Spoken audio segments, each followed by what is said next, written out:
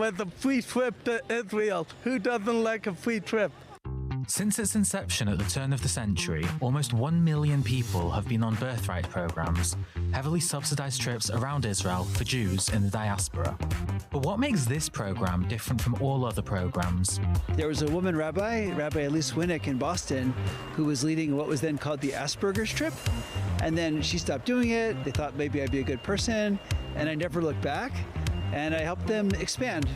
Tailor-Made Birthright is an inclusive trip for young adults with physical, cognitive, or developmental disabilities who might otherwise have struggled in a standard Birthright environment.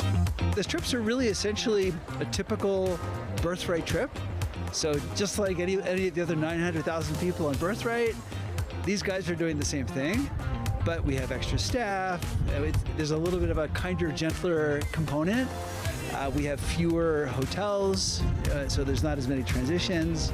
We take the cable car to Masada instead of walking, and that's kind of it. The specially trained and highly dedicated staff means that the participants are eased into the trip, many of whom are visiting a foreign country for the first time on their own, and it caters to their needs.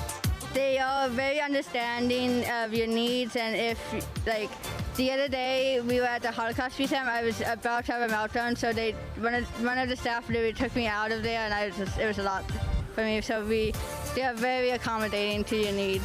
The best moment about Israel that I'm been traveling on my own to meet new people and to be independent. This trip, the first of 2026, featured 23 young adults who traveled the length and breadth of Israel, from the Golan Heights to Tel Aviv, from Tzfat to Jerusalem, where, despite the lack of accessibility in the old city for people with disabilities, the group made its way around the Jewish quarter, visiting the Western Wall and seeing the centuries-old artifacts throughout the area.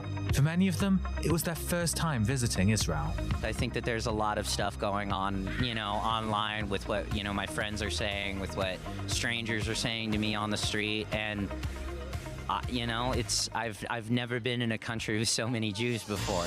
The purpose of Birthright, which is supported by the Israeli government, is to foster a closer relationship between Israel and diaspora Jews. And speaking to the participants, many of them felt a deeper connection to the Jewish homeland. I could definitely sense the spirit of Israel, and it's brought me definitely closer, I feel like. There's a magic about Israel. As soon as the plane leaves American airspace, you begin to feel something within you, and as soon as the wheels kind of touch down in Israel and everyone starts clapping because the plane has landed, there's just a wave of extreme emotion that washes over you, and you have this profound feeling, I'm home.